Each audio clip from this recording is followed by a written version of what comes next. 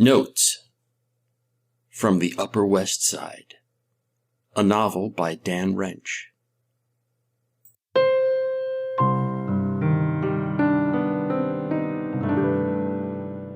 Chapter 50, Mommy.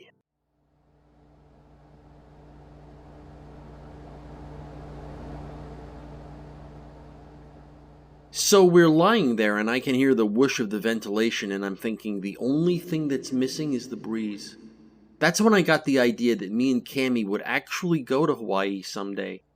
I'd get the boys from the wife somehow and it would be me and Cammy and the man squad by the beach in the sunshine, and I would act in local theater and film, and Cammy would do whatever day job she could get and then come home and blow me.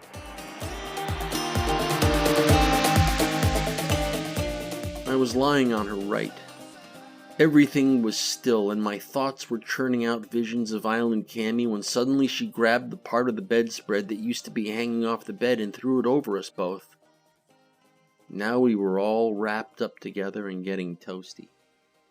We lay like that for maybe a couple minutes. Then Cammy bolted up and got her round little tight pants covered ass out of bed. She circled around the bed on tiptoe like she thought I was asleep, and then she went part way into the bathroom and snapped on the light. She was grinning this big grin. "I'll be right back," she said in her regular grown-up voice. The door clapped shut, and a second later I could hear faucet water running. That sound, the sound of the water, interrupted my Hawaii frame of mind, and I started mulling over what had just happened in the room with me and Billy.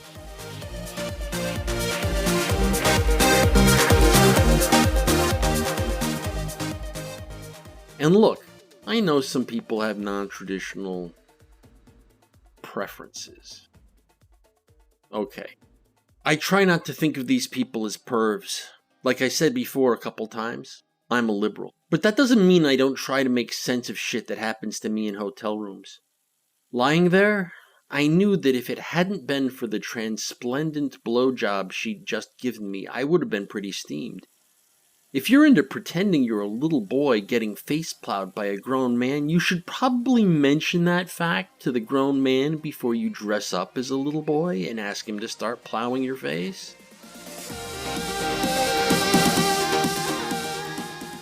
Am I right? Especially if that grown man is the actual father of an actual boy or two. I lay there under the covers and started a slow burn. Yeah. Great blowjob, but this was not a fantasy I could relive and revisit and mull over. Bitch. Then I remembered what a sweet ass she had and how I was pretty sure that later, like on a second date, we'd be acting out some of my fantasies. That calmed me down a little. Right, I thought, she owes me. We can play harem girl begs for a load in her ass. The water running from the bathroom faucet stopped, and a second later Cammy came out.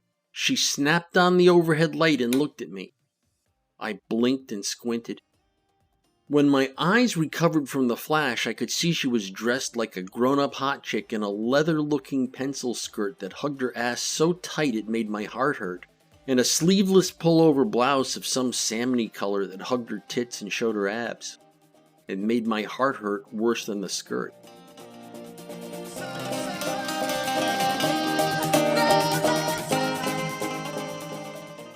At first I was alarmed because I thought she was leaving and these were her street clothes.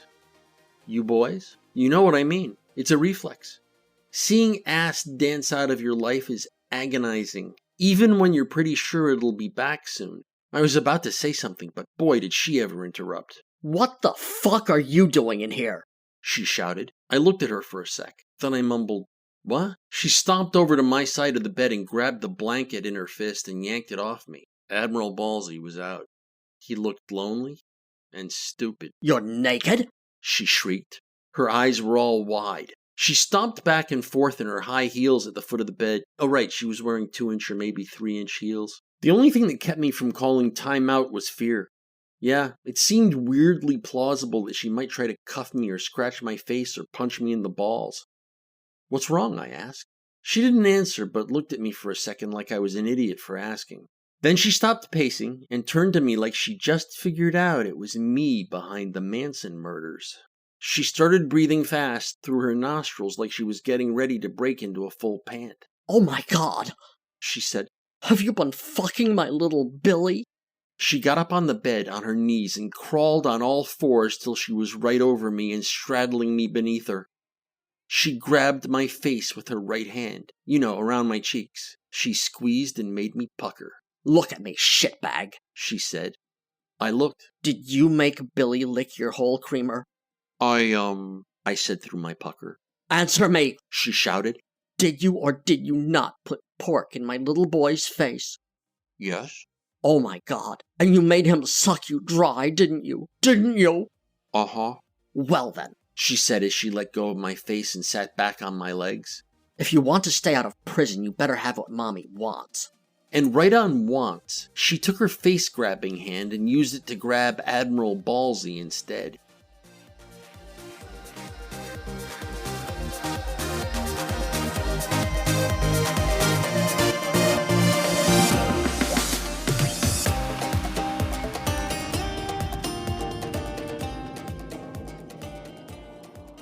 She squeezed him a couple times and frowned. Lo mein, she sneered. She reached for the zipper on the side of her skirt. You're going to drain Mommy's pussy even without your useless dick, aren't you? I was watching her unzip. I asked you a question. Yes, definitely, I said. She smirked and stood up and let the skirt drop to her feet. No panties. The cunt was out. Her muff had been razor sculpted into just a landing strip of hair. A snatch hawk. She dropped to her knees and wriggled up so she was straddling my head. Her cunt was just an inch or two from my lips. I inhaled. Yep. Nice and slow, she said, and pushed her cunt onto my mouth. I began licking her and she started moaning. Jesus. And yeah. And that's right, boy fucker. Just think of yourself as Mommy's cunt stool.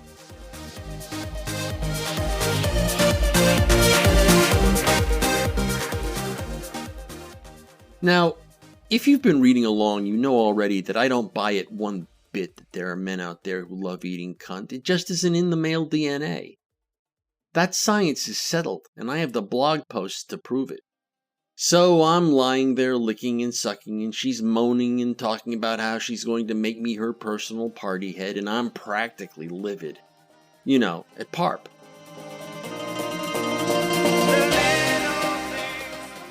See, the only reason I had a cunt in my face instead of on the end of my bulge, pulsy cock is because said cock was limp. And why was it limp? Okay, I was spent from the blowjob. Plus opening night jitters. Plus PARP sabotaging me. That's right. Remember the phone call he made that afternoon? Yeah. Okay, maybe he wasn't completely responsible for my lack of confidence that night, but the limp dick result was definitely what he was going for when he dialed my number. And the more she rubbed her cunt in my face, the angrier I got. Not only did I know that PARP would be laughing his ass off if he could see me there being abused by this mommy character, but I also knew that he'd act all confused and face-planty, that having a hot chick's cunt in my face didn't automatically give me a boner. So I guess I wasn't really focused on the job at hand. I hate to admit it, but all those thoughts riffing in my head meant I was pretty much just going through the motions of eating her out. Not that that seemed to matter much to Cammy. You know that zone chicks go into when they're coming? Where they grind your head like they're trying to strangle a rat between their thighs? Cammy was in that zone for a long time.